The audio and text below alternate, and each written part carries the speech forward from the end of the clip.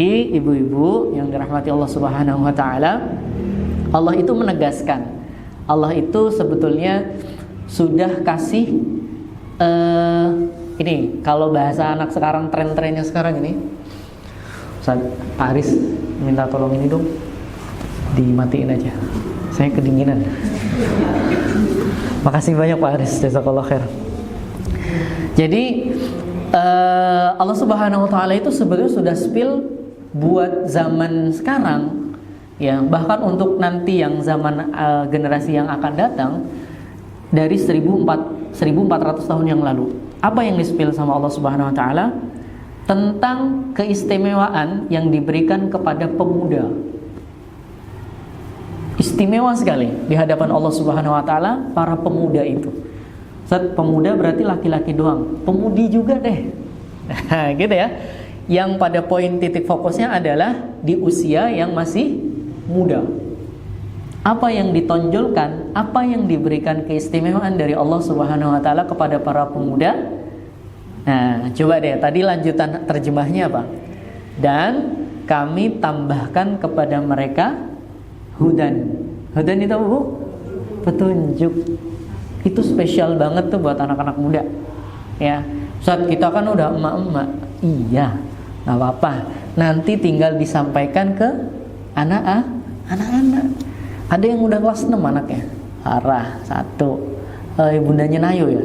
Yang sebelah kelas 6 ibundanya siapa? Aida Malika. Ada yang kelas 5? Belum. Oh ada 2. Selebihnya kelas 4 semua. Ini kompak ya, kelas 4. Masya Allah. Alhamdulillah, the best.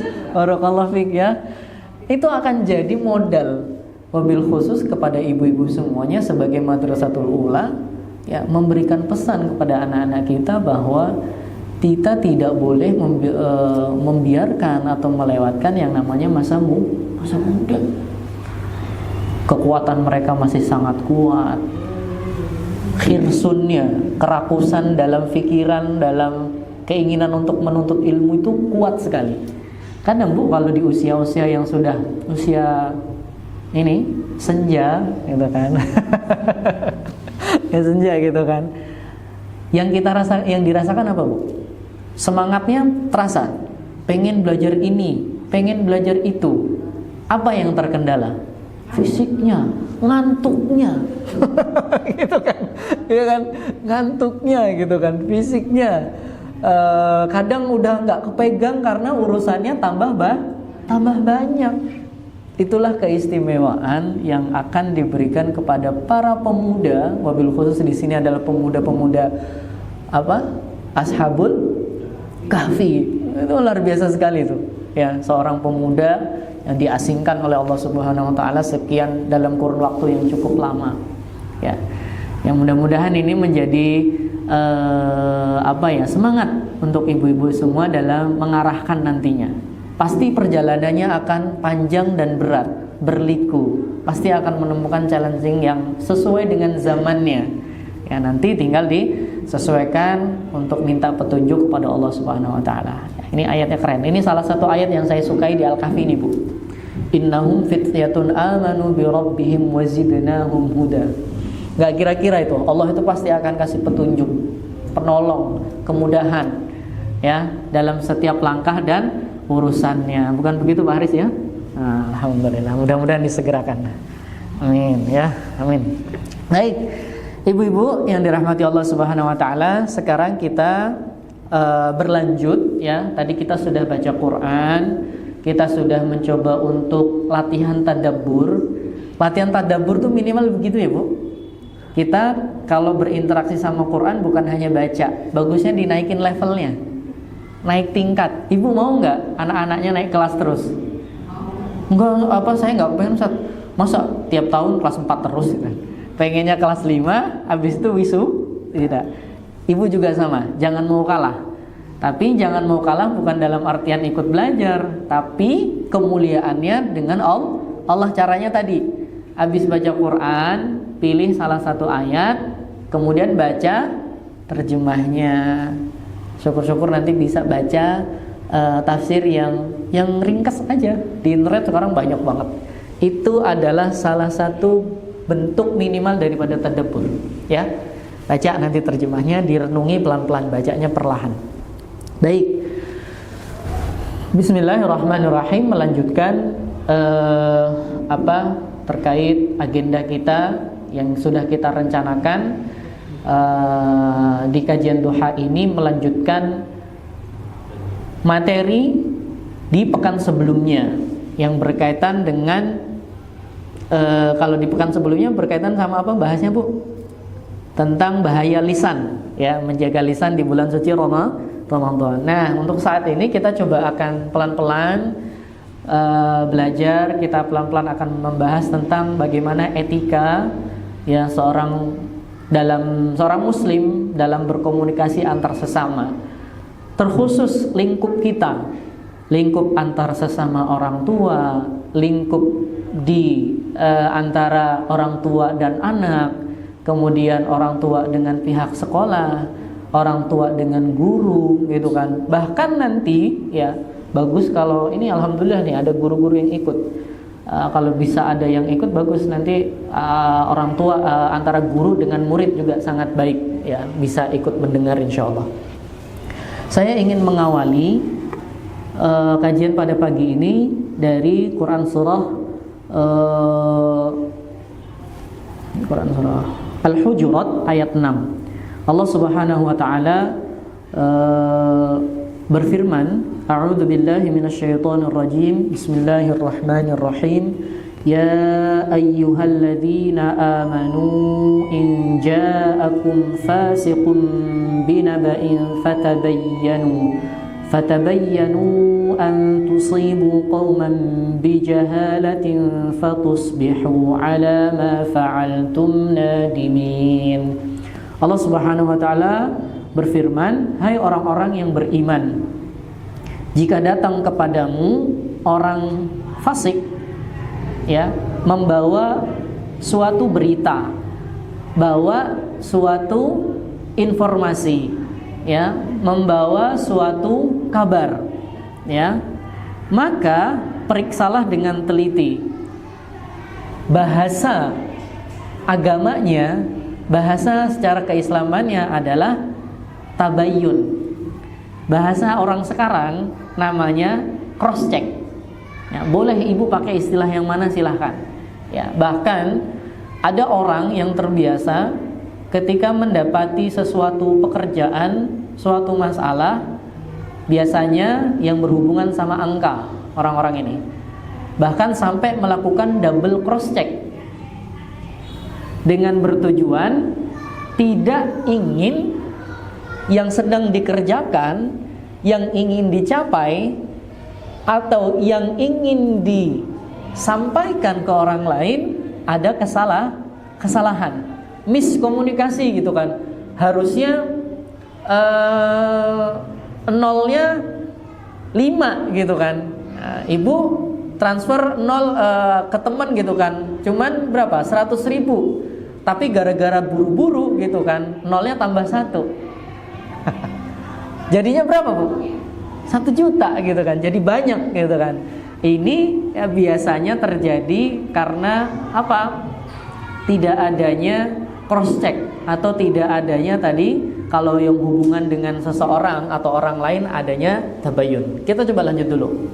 Maka periksalah berita atau periksalah informasi itu dengan fatabayyanu an tusibu qauman bijahalah, atau periksalah itu dengan teliti agar kamu tidak menimpakan suatu musibah kepada suatu kaum tanpa mengetahui keadaannya yang menyebabkan kamu menyesal atas perbuatan itu.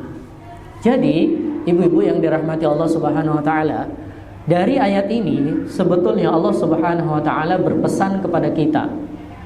Ketika kita mendengar suatu berita, ketika kita mendengar suatu informasi dan sifatnya itu belum clear, itu belum benar 100%. Oh, si fulan itu bilangnya A, bilangnya besok kita mau jalan-jalan jam 9 naik bis. Ya, itu informasi awalnya. Ibu denger doang nih. Ya. dengar doang. Tapi setelah itu kita, ibu langsung nyebarin lagi ke teman-teman. Nah, teman-teman gitu kan, di teman-teman grup WhatsApp-nya biasanya gitu kan, atau teman nongkrongnya gitu kan, atau teman ngopinya. Besok ada jalan-jalan, jam 6 berangkat naik bus. Ya. Nah, ternyata pas keesokan harinya datang ke tempat, yang jalan-jalan bukan orang tua murid, Bu. Tapi yang jalan-jalan siapa? Ternyata guru sama anak-anak. Miskomunikasi nggak di situ, Bu? Iya. Karena informasinya bisa jadi bacanya belum 100% selesai, atau baru. Kalau saya pakai istilahnya ulama ya. Dan istilah dalam hadis itu kila wa kila. Kila. Katanya, bahasa enaknya begini. Katanya, lanjut lagi katanya. Jadi, katanya si ini begini. Enggak, nanti ada lagi tuh. Katanya si ini begini. Nah, ini informasi yang model-model seperti ini, baiknya kita tidak ikut istilah WA-nya apa, Bu? Forward. Meneruskan. Baiknya nggak usah ikut-ikut. Karena di situ belum ada kevalitan. Ini informasinya benar atau enggak gitu kan. Nah, tugas kita kalau kita ingin menyebarkan, ataupun ketika kita ingin mencari tahu kebenaran daripada informasi tersebut, apa yang mesti kita lakukan? Fatabayyanu. Ini penting, perlu kita sebawahi. Harus tabayun.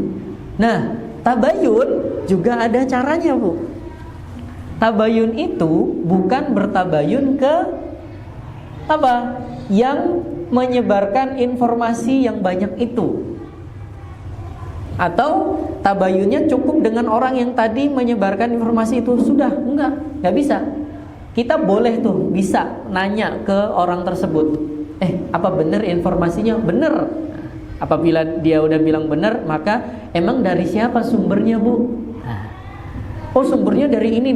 Baru kita cross check langsung dari sumber asalnya. Maka ketika kita lakukan itu, ibu-ibu, insyaallah kita bisa mendapatkan informasi yang valid, yang benar. Kita bicara lingkup kita dalam sekolah. Informasi di dalam sekolah atau dari sekolah, sependek pengetahuan saya, nanti tolong dikoreksi Pak Aris, Pak Tommy, biasanya itu dari sekolah, kemudian komite, kemudian ke OTM. Benar begitu nggak Pak Aris? Nah, runutannya begitu nih. Tapi ada case, ada kejadian, saya dengar nih dari dari sebagian guru. Kalau kita mau ngadain acara bla bla bla di sekolah gitu kan. Nah, itu kita langsung iyakan atau perlu kita cross check dulu, Bu? Melihat proseduralnya tadi. Harus kita tabayun. Kita perlu tabayun dulu. Nah, kalau sebagai orang tua murid, bisa kita tabayunnya kemana? Ke ibu-ibu wali kelas. Ibu-ibu kelas 1 sampai kelas 6 wali kelasnya ibu-ibu semua ya. Nah, berarti next Pak Haris ya. Nah, ibu gitu kan, wali kelas 4 siapa, Bu? Bu Meli ya. Tanya. Bu Meli, apa bener nih saya dapat informasi begini gitu kan, kalau anak-anak begini mau ada acara seperti ini, emang bener acaranya yang ngadain sekolah? Cross check gitu. Wali kelasnya juga nggak tahu.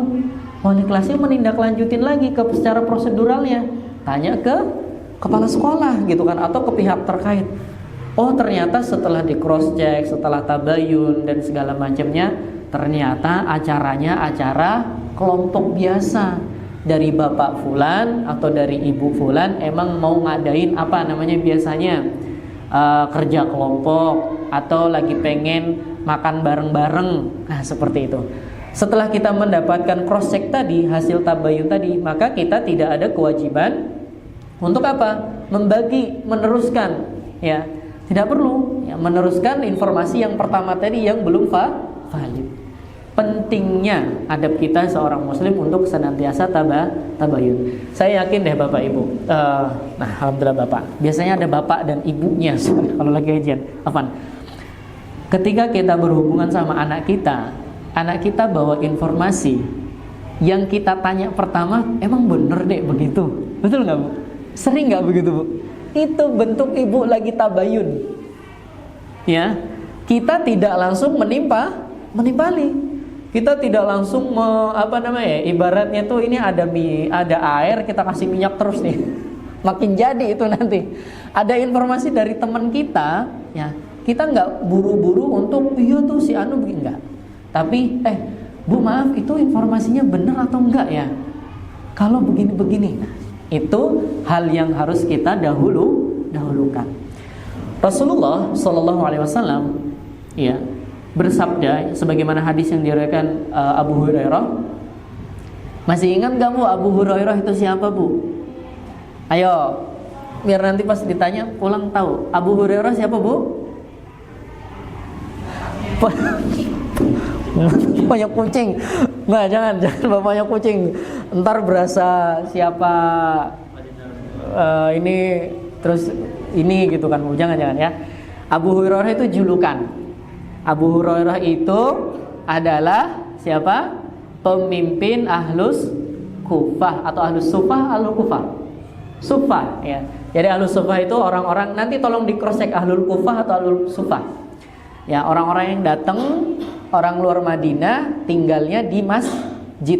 Ada sekitar 70-an orang yang dijadikan pemimpin oleh Rasulullah, itu namanya Abu Hurairah. Nanti bisa cek nama asli Abu Hurairah siapa. Ya. Nah, itu adalah Abu Hurairah. Nah, beliau meriwayatkannya, kafa bil mar'i kadziban au yuhadditsa bi kulli ma sami'a. Hadis ini diriwayatkan oleh Imam Muslim, termaktub di dalam kitabnya Imam Muslim, Sahih Muslim. Kata Nabi Muhammad SAW, cukup dikatakan dusta. Berarti apa? Kadzib itu bohong. Kadzib itu secara bahasa Indonesia berarti dusta. Nah, tapi kalau secara level-level bahasa Arabnya nanti biasanya beda-beda. Cukup dikatakan dusta jika ia menceritakan segala apa yang ia dengar. Saya ulangi Bu. Orang yang jenis ini itu Rasulullah SAW, hadisnya sahih, mengkategorikan orang tersebut itu termasuk orang yang dusta. Apabila apa? Menceritakan segala sesuatu yang ia dengar. Berarti apa? Tidak ada filterisasi, tidak ada tabayun, tidak ada cross check, tidak ada memilah. Ya, ini beritanya benar atau apa istilah beberapa tahun lalu tuh kalau berita bohong hoax atau hoax. Nah, ini beritanya simpang siur enggak nih, atau ini beritanya benar atau enggak. Nah, itu cukup kata Rasulullah, cukup orang yang apabila setiap yang ia dengar kemudian ia sampaikan, ya, itu termasuk kategori orang yang dusta. Nah, ibu-ibu yang dirahmati Allah Subhanahu wa taala, ini perihal pentingnya ya sebagai salah satu adab yang nantinya mudah-mudahan ini menjadi kebiasaan kita untuk senantiasa tabayun. Dulu kalau tabayunnya versi ulama hadis Bu, itu kita nggak akan kebayang gimana perjuangannya. Tabayunnya seorang ahli hadis. Ambil contoh deh. Selain Imam Muslim, yang dikatakan hampir menjadi kitab paling apa namanya? Bukan paling masyhur. Tidak ada kebohongan atau paling sahih, ya gitu ya. Itu imam siapa? Imam hadis satu lagi. Yang pertama, Imam Bukhari. Imam Bukhari sama Imam Muslim itu sebetulnya 11-12. Itu luar biasa sekali. Beliau dalam menseleksi hadisnya, itu tabayunnya, itu cross checknya luar biasa detail. Saking detailnya beliau dalam meng-cross check hadis, apa benar orang ini yang meriwayatkan hadis dari orang di atasnya. Itu di cross check Bu. Ya.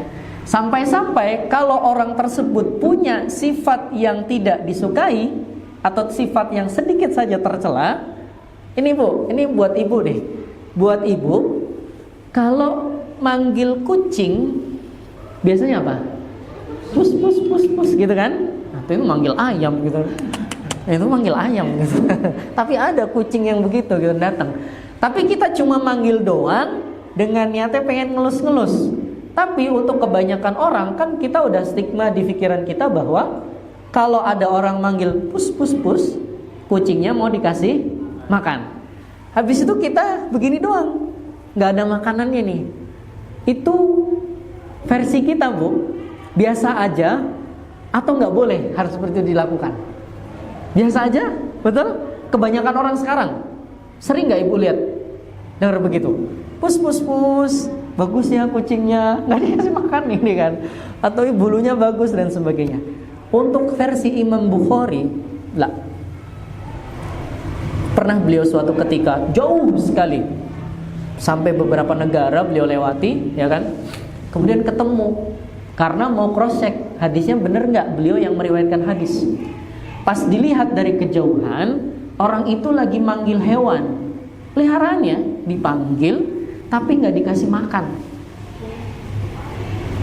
Imam Bukhari langsung mencoret namanya. Saya nggak jadi menulis hadis ini karena salah satu perawinya, salah satu periwayatnya dianggap oleh Imam Bukhari kadzib, bohong, ada dusta. Imam Bukhari beranggapannya begini, Bu. Dengan makhluknya Allah saja dia menyepelekan, dia berbohong, apalagi nanti dengan kalam-kalamnya Rasulullah SAW. Bisa jadi ada yang ditambahkan, bisa jadi ada yang dikurangi, apalagi sifatnya hafalan. Karena orang Arab dulu nggak ada nulis, Bu.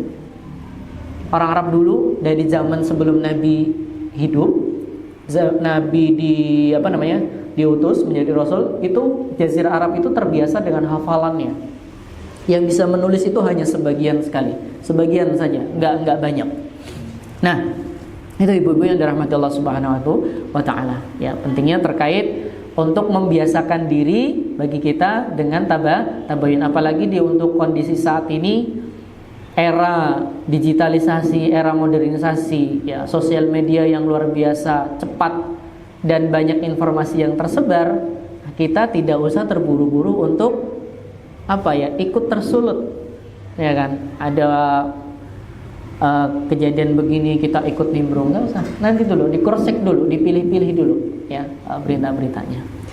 Nah, kemudian ibu-ibu yang dirahmati Allah Subhanahu wa Ta'ala, ya, hal yang mungkin bisa kita lakukan ketika kita menjadi posisi atau orang yang diberitakan, ya, atau orang yang mendapat berita, sebenarnya ini sama aja. Poin sifat yang perlu kita latih yang kedua terkait yang sebelumnya adalah tabayun, yang kedua adalah husnuzon, berbaik sangka. Lawannya husnuzon apa, Bu? Su'uzon.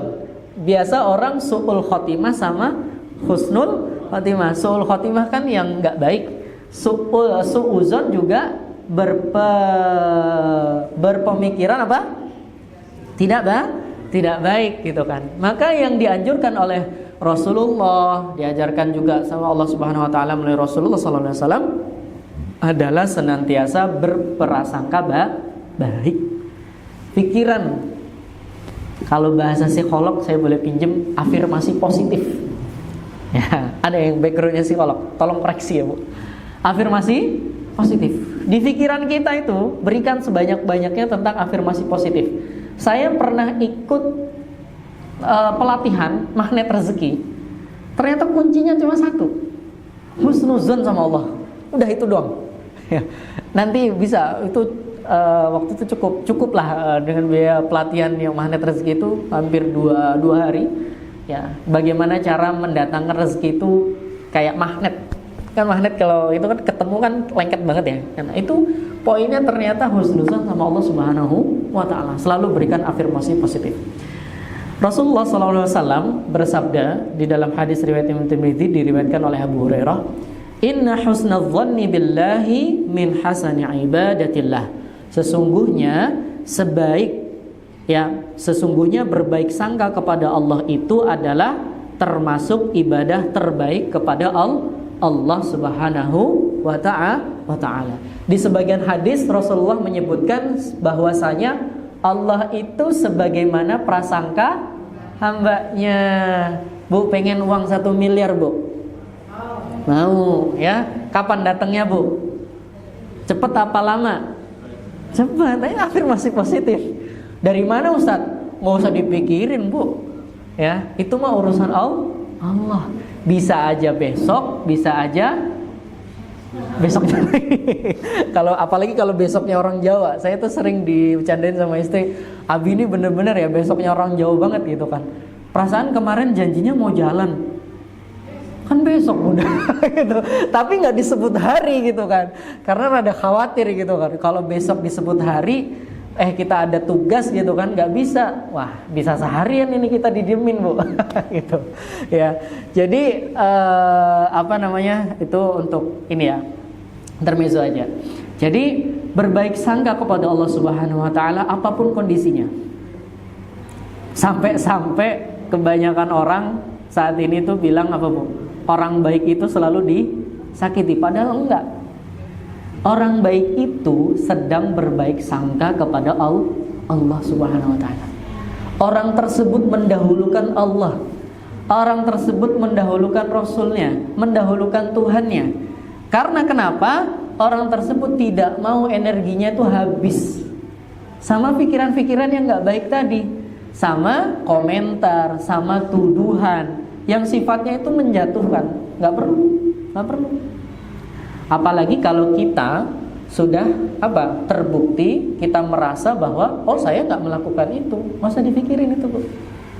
Biarin saja, kita serahin sama Allah Subhanahu wa ta'ala. Nah, seperti itu. Karena ibu-ibu yang dirahmati Allah Subhanahu wa ta'ala, berhubungan dengan husnuzon, berhubungan dengan tabayyun tadi, ini bagi para pelaku. Saya kemarin tuh ada satu hadis yang lupa saya sampaikan. Ini mumpung inget ya.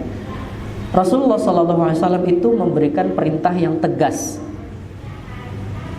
kepada orang-orang, bagi para pelaku yang senantiasa tadi kan hubungannya sama menyebar hoax, fitnah, tidak menjaga lisannya atau membicarakan saudaranya. Rasulullah SAW bertanya dengan para sahabatnya, Atadruna mal muflis? Saya kan ibu sudah sangat sering dengar ini. Wahai sahabatku, kalian tahu nggak orang yang rugi itu seperti apa? Apa jawabnya para sahabat? Al muflisu fina ma la dirhama lahu wala mata'. Orang rugi itu yang nggak punya dirham, nggak punya kekayaan dan mata'. Mata' itu aset, kepunyaan, kepemilikan. Kan rugi banget itu, Ibu. Udah nggak punya duit, barang-barang juga nggak punya. Itu rugi banget itu kan. Itu kan versi mata dunia, itu rugi banget itu kan.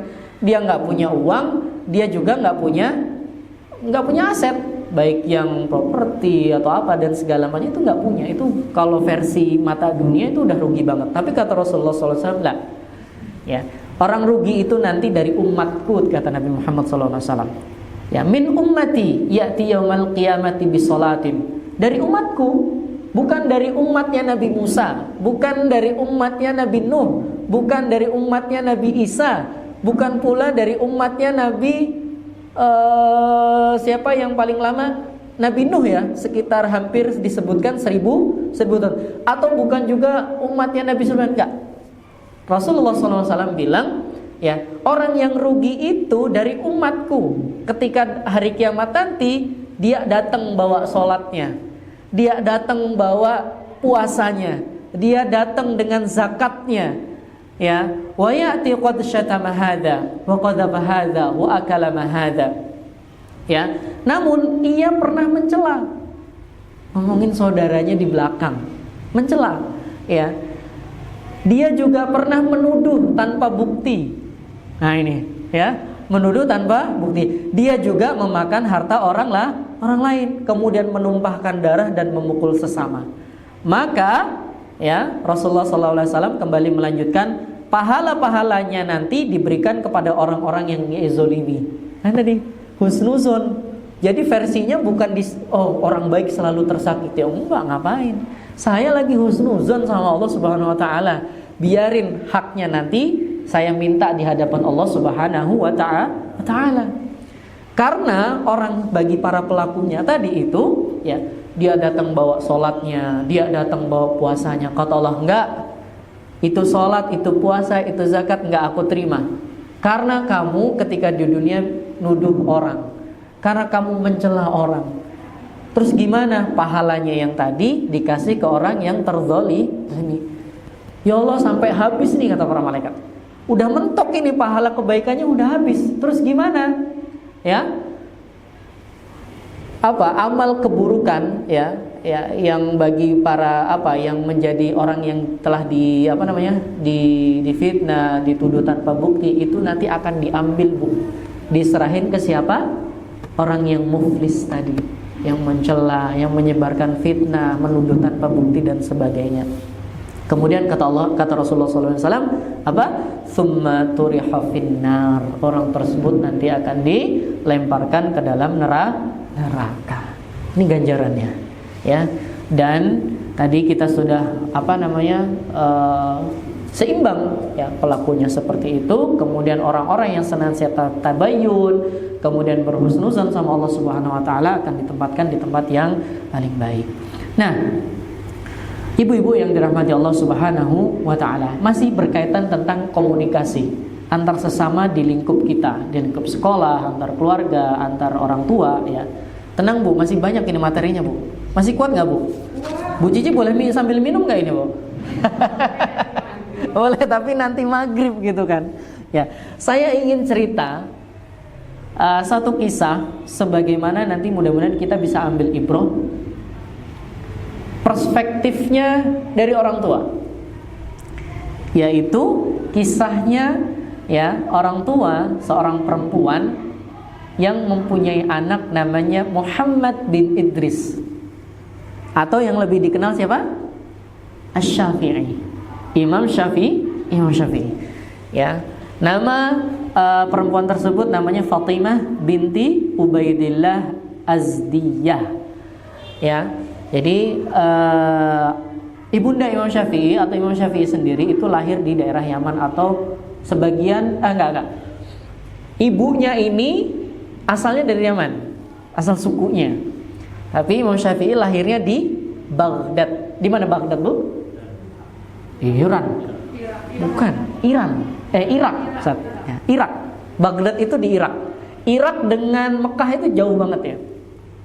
Nah, kondisinya Fatimah ini, ya ibunda daripada Imam Syafi'i ini, itu beliau membesarkan Imam Syafi'i kecil bahkan sampai dewasa itu serba kekurangan. Dan kekurangannya itu benar-benar kekurangan. Kalau bahasa sekarang mungkin sudah termasuk 8 asnaf itu. Ya, kurang sekali. Ya, serba kekurangan. Tetapi ibunda daripada Imam Syafi'i ini punya prinsip yang luar biasa hebat sekali. Ini mudah-mudahan nanti bisa kita contoh. Beliau senantiasa ketika Imam Syafi'i kecil bersama dengan ibundanya tidak pernah atau bahkan akan dipastikan apapun yang masuk ke dalam mulutnya, ke dalam perutnya, ke dalam badannya Imam Syafi'i tidak ada yang namanya hal syubhat. Apalagi falya'udzubillah min dzalik yang haram. Ya, tidak akan itu diizinkan. Suatu ketika ya, suatu waktu ibundanya pergi ke pasar, Imam Syafi'i kecil lagi tidur. Nangis sejadi-jadinya karena ketika bangun gak ada bundanya, gak ada ibunya, gak ada uminya, gak ada mamanya. Tetangganya dengar, Bu. Ibu kalau jadi tetangga itu, tetangga ibu samping rumah ada anak bayi nangis, apa yang kita lakuin, Bu? Ditenangin, bukan ditambahin nangis. Pak Haris agak hancur nih gitu kan. Ya. Kalau lagi bercanda sama Pak Haris begini, Bu, tapi tenang, habis itu salaman lagi kok saya. Ini udah friend lah, aman insyaallah. Maafin Pak Haris ya. Saya minta maaf. Nah, kemudian apa? Tetangganya tuh datang, nenangin, kemudian dikasih susu. Anteng lah itu Imam Syafi'i kecil. Ketika ibunya datang dari pasar, ya mendapati anaknya sudah kondisinya terbangun, ya udah nggak nangis lagi, bundanya penasaran gitu kan. Dicari tahu, ternyata Imam Syafi'i tadi itu diberikan susu oleh tetangganya. Langsung, nggak pakai jeda, nggak pakai ontar aja, enggak. Ini dari telunjuknya ibundanya itu langsung dimasukin ke dalam mulutnya sampai ke tenggorokannya itu. Kasihan banget, enggak. Ibunda Imam Syafi'i punya prinsip, punya keyakinan dan merasa saya nggak tahu ini susu yang masuk ini asalnya dari mana, halalkah, syubhatkah, atau haram, nggak tahu.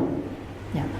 Sampai bergoyang itu perutnya digoyang, kemudian muntah semua tuh susu yang tadi diminum. Dengan gara-gara apa? Menjaga yang masuk di badannya Imam Syafi'i itu adalah hal yang baik. Makanya kata Allah Subhanahu wa taala kan, yang halal dan thayyib. Ya. Kalau kita makan, minum itu pastikan halal dan thayyib. Jadi bukan cuma halal. Ya, pastikan juga thayyib, pastikan juga baik. Nanti kita mungkin bisa dibahas di lain waktu. Perihal halal dan thayyib. Nah, kemudian di dalam pendidikan, ya, tidak berhenti sampai di situ saja dalam menjaga Imam Syafi'i dari hal-hal yang syubhat. Ibunda Imam Syafi'i, ya, ketika Syafi'i belia, apa hal yang pertama kali diajarkan kepada Imam Syafi'i? Diantar ke guru Quran. Imam Syafi'i ketika kecil itu Imam Syafi'i udah hafal Quran, Bu. Jadi diarahkan ke Quran dulu. Setelah Qurannya selesai, Imam Syafi'i diteruskan kemana? Diantar ke suku Huzail, daerah Mekah. Suku Huzail ini terkenal sekali dengan kemampuan bahasa Arabnya yang luar biasa fasih. Kemampuan bahasa Arab paling terbaik di zaman itu suku Huzail. Kan begitu. Diantarlah ke situ. Makanya syair-syair Imam Syafi'i itu kalau kita bisa baca sekarang, punya kesempatan baca, itu bagus-bagus sekali. Itu efek ketika Syafi'i muda. Nah, kemudian ketika Imam Syafi'i di usia yang sudah beranjak remaja, dewasa, 15 tahun dulu tuh nggak kayak sekarang ya, Bu. 15 tahun dulu, bahkan 9 tahun dulu, itu secara kognitif, secara kematangan, pikiran, mental itu beda sekali. Beda sekali, itu sudah matang banget itu. Imam Syafi'i minta izin berangkat ke Mekah, ya, untuk belajar. Pesannya ibundanya apa? Ibundanya 100% percaya kepada, kalau boleh dibilang sekarang itu lembaga pendidikan yang nanti akan memberikan pelajaran, dan juga percaya kepada Imam Syafi'i kecil. Ya, Imam Syafi'i. Bahkan pesannya ibunda Imam Syafi'i apa, Bu? Wahai Syafi'i, kamu jangan pulang sebelum kamu dapat ilmu yang banyak, yang berkah, ya, atau seorang alim. Itu kayak kata bundanya Imam Syafi'i, ibunya Imam Syafi'i. Ya, suatu ketika berlanjut sampai dengan keistimewaannya, ya. Kalau Imam Syafi'i membaca sekali kan langsung hafal. Kalau kita baca harus sekali baca, sekali baca lagi, sekali lupa. Ya. Nah, ketika suatu waktu gitu ya, Imam Syafi'i itu pengen pulang, ya, udah kepengen banget pulang gitu kan. Ada rombongan dari Irak datang ke Mekah, kemudian menceritakan ketemu dengan Imam Syafi'i, takjub dengan gurunya, ternyata yang ngajar itu Imam Syafi'i. Kemudian ibundanya ini pulang ke rombongan itu pulang ke Baghdad, menyampaikanlah kalau di Mekah ketemu seorang syekh, seorang alim yang sangat luar biasa keilmuannya dan banyak lagi keistimewaan-keistimewanya. Ternyata itu adalah namanya Muhammad bin Idris Asy-Syafi'i. Ibundanya menangis, terharu sekali. Baru bundanya apa, Bu? Mengizinkan Imam Syafi'i untuk pulang. Karena sebelum itu Imam Syafi'i pernah coba pulang, Bu. Dan pulangnya nggak tanggung-tanggung. Bawa namanya unta itu 100, Bu. Coba deh Ibu kaliin, Bu. Satu unta itu berapa sekarang rupiahin? Berapa M itu? Unta, Bu. Dan Imam Syafi'i pulang bawa 100 onta. Saat kata bundanya apa? Enggak, aku enggak mau ini. Bukan ini, bukan keduniaan yang aku minta darimu Syafi'i. darimu ya wahai Muhammad bin Idris. Tidak, bukan dunia, tapi yang aku minta adalah ilmu. Ini menjadi bahan untuk renungan kita bersama terkait satu pemikiran, satu prinsip ya. Kalau dulu kan belajarnya itu bukan lembaga pendidikan ya Bu, tapi langsung ke perorangan. Datengin, antar ke syekh ini, antar ke syekh fulan, antar ke syekh fulan. Dan kemudian orang tua zaman dulu tuh percaya 100%. Ya. Mereka meyakini apa yang nanti akan disampaikan itu sangat baik. Nah, makanya tadi saya coba sampaikan bagus kalau ada sebagian guru, ini menjadi tugas seorang muallim, seorang guru, bahwa untuk menjaga amanah yang telah diberikan daripada orang tua. Amanah memberikan ilmu dengan baik, menyampaikan ilmu dengan baik. Bahkan komunikasi antar guru dengan anak itu juga ada. Sayangnya memang redaksi hadis itu tidak banyak ya. Gak banyak seperti halnya kisah-kisah para sahabat. Rasulullah itu kan anaknya ada perempuan, ada laki-laki. Laki-laki meninggal di usia yang masih bayi, kemudian perempuan. Redaksi hadisnya nggak terlalu banyak, tapi pernah disinggung di satu hadis bahwa Rasulullah itu sering ketika siapa nama anak perempuannya? Fatimah ya. Ketika Fatimah kecil itu sering didatengin sama Nabi Muhammad, ditanya kabarnya. Nah, interaksi Nabi Muhammad itu sering dengan anak-anak yang lain, Ibnu Abbas, kemudian termasuk siapa ya, anak-anak yang lain itu juga ada banyak ya. Ali itu kan masih kecil ya dulu. Kemudian siapa? Usama bin Zaid bin Harithah itu termasuk masih kecil itu dulu. Bahasanya selalu tenang. Ya bunayya, ya abnai. Ya. Selalu dipanggil dengan kasih sayang ya. Ini menunjukkan begitu lemah lembutnya seorang nabi terhadap anak-anak. Bahkan ya Aba Numair. Saya lupa itu sahabat siapa itu, Numair ya. Yang dia sahabat kecil, anak kecil, tapi dia punya peliharaan burung. Burungnya mati. Nabi Muhammad nggak menganggap itu biasa. Nabi Muhammad itu yang menganggap ada anak, ada perasaan anak yang harus tenangkan, diberikan syair, dihibur oleh Nabi Muhammad SAW. Nah ini, ya. Jadi ibu-ibu yang dirahmati Allah Subhanahu Wa Taala. Terakhir, sebelum nanti kita coba akan tutup, kita mau coba mempelajari bagaimana para salafus soleh, para orang-orang alim, para orang-orang berilmu dalam menyampaikan pesan terhadap sesama, menyampaikan pesan, menyampaikan nasihat. Kenapa kita mesti nasihat, Bu? Karena ad-dinu nasihah. Agama Islam, agama itu termasuk nasihat. Bahkan saya pribadi pun masih butuh nasihat.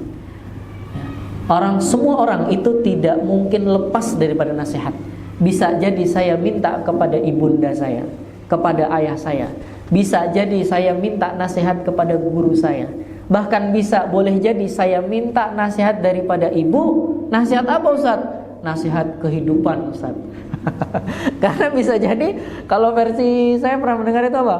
Biasanya kalau ini tuh makan asam garamnya udah lebih banyak gitu ya. Artinya bukan makan garam beneran, tapi maksudnya apa? Pengalamannya sudah lebih banyak, lebih cukup. Kadang kita itu bisa aja ngambil pelajaran dari pengalaman orang-orang lain yang sudah memiliki pengalaman lebih banyak seperti itu. Ya Pak Aris ya, kita nasihat, insyaallah. Ya, nasihat kalau beliau beda nanti nasihatnya. Ya, didasari daripada Quran surah Al-Asr ayat ketiga, wa tawassau bil haqqi wa tawassau bis sabr. Saling mengingatlah kalian, saling mengingatkanlah kalian. Wa tawassau itu nasihat, memberikan nasihat ya kepada sesama kalian, ya, kepada memberi nasihat yang baik dan memberi nasihat tentang kesabaran. Ada satu pesan daripada ulama kita, Imam Syafi'i, yang beliau memberikan pesan yang luar biasa sekali. Pesan bagaimana cara memberikan nasihat, cara memberikan kritik kalau ada sesuatu yang kita tidak setuju. Wajar, Bu, kita nggak setuju dengan sesuatu itu wajar sekali. Tapi bagaimana cara merespon kita itu yang penting. Apakah kita akan membawa ketidaksetujuan kita itu di ranah umum, atau membawa ketidaksetujuan kita itu ke ranah diskusi, ranah tabayyun tadi. Bu, saya nggak setuju nih sama yang bagian ini. Saya ada usul kalau begini. Itu bagus sekali. Bukan nanti malah sebaliknya, mengangkat ketidaksukaan, ketidaksetujuan tadi bukan pada tempatnya. Pesannya tersirat di sini, Bu. Imam Syafi'i berpesan, ya, ketika engkau akan memberikan nasihat, maka berikanlah nasihat itu ketika sendiri. Jangan kau berikan nasihat itu di tempat umum. Karena ketika engkau memberikan nasihat itu di tempat umum, sama seperti sedang menjelekkanku, atau melukai perasaannya lah, seperti itu. Itu menjadi salah satu bagian adab kita dalam memberikan nasihat, dalam memberikan komentar. Atau sederhananya, atau saya boleh simpulkan, ya, sesuai dengan forumnya. Forum seperti ini bisa jadi nanti ada tanya jawab, sampaikan, Ustaz, saya ada begini nih, bagaimana Ustaz? Tapi kalau sifatnya nanti misal di kalangan umum, di tempat umum gitu kan, ada hal yang nggak kita setuju, kurang sependapat, ya sudah, kita terima atau sampaikan, bertamu ke rumahnya, ya, menghubungi secara pribadi itu akan sangat lebih baik, ya. Sebagaimana Rasulullah SAW itu senantiasa menjaga perasaan para sahabat-sahabatnya dalam berbicara. Bagaimana adab Rasulullah SAW dalam berbicara? Rasul tidak akan memalingkan wajahnya dari orang yang sedang mengajak bicara. Orang sahabatnya duduk di sini, Rasulullah nggak begini. Ya gimana? Badan saya kemana, Bu? Ke sini kan? Noleh kan? Enggak. Rasulullah bagaimana? Ya gimana? Nah, gitu. Berhadapan langsung. Kemudian bagaimana cara Rasulullah SAW berkomunikasi dalam jabat tangan? Rasul tidak akan melepas tangannya sampai orang yang tadi ngajak jabat tangan melepas tangannya. Kalau nggak lepas-lepas gimana, Ustaz? Udah begini aja terus gitu, Bu. Ya, itu digoyang-goyang gitu kan. Habis itu malah jangkempon gitu ya. Atau gimana Faris gitu ya. Sweet gitu kan. Enggak ya. Ya Allah. Ya. Itu Rasulullah SAW. Dan ketika kita bisa melihat bagaimana etika atau adabnya para sahabat kepada Rasulullah, ketika ditanya tentang iman, tentang Islam, dan tentang ihsan, ada di hadis Arba'in Nawawi itu, ya. Apakah kamu tahu tentang iman? Apakah kamu tahu tentang Islam? Apakah kamu tahu tentang ihsan? Apa jawaban para sahabat? Jadi Rasulullah itu memang suka nongkrong ya, Bu. Tapi jangan diasal-artikan nongkrongnya nggak tahu waktu, enggak. Nongkrongnya Rasulullah SAW itu juga bicaranya tentang kebaikan, bukan hal yang kurang baik. Ya. Kata para sahabat apa? Allah wa Rasuluhu a'lam. Tidak mendahului Nabi Muhammad SAW. Apa kata para sahabat? Ya Rasulullah, Allah dan Rasulnya yang lebih tahu. Ya. Kemudian ketika ditanya sesuatu hal, pasti para sahabat menjawab, ya Rasulullah, saya ada hal yang mau disampaikan. Memanggil namanya dengan lemah lembut, ya Rasulullah, ya Rasulullah, ya Rasulullah. Ya. Ya, seperti itu. Ya. Adab atau etika dalam berkomunikasi dengan sesama kita, supaya apa? Menjaga perasaan saudara kita. Kan di pekan lalu sempat kita singgung bahwa hablum minallah itu vertikal, kelar, Bu, selesai, Bu. Ya, urusan kita sama Allah ya ke atas langsung. Tapi kalau hablum minannas, urusan kita sama Allah juga berikut juga, nyambung juga dengan urusan dengan sesama, dan itu harus diselesaikan. Ya, dengan tempo waktu yang sesingkat-singkatnya. Ya, Masya Allah, ibu-ibu yang dirahmati Allah Subhanahu wa Ta'ala, yang mudah-mudahan apa yang telah tadi kita coba pelajari bersama, kita coba bahas bersama menjadi pengingat untuk saya pribadi dan juga untuk menjadi pengingat untuk kita semuanya. Pasti ada salah dan khilafnya, saya mohon maaf pada ibu-ibu semuanya, pada para jamaah, dan kepada Allah saya mohon ampun. Astaghfirullahaladzim, astaghfirullahaladzim, astaghfirullahaladzim. Demikian untuk kajian pagi ini. Saya kembalikan kepada MC. Sebelum itu saya tutup dulu. Akhir kalam. Assalamualaikum warahmatullahi wabarakatuh.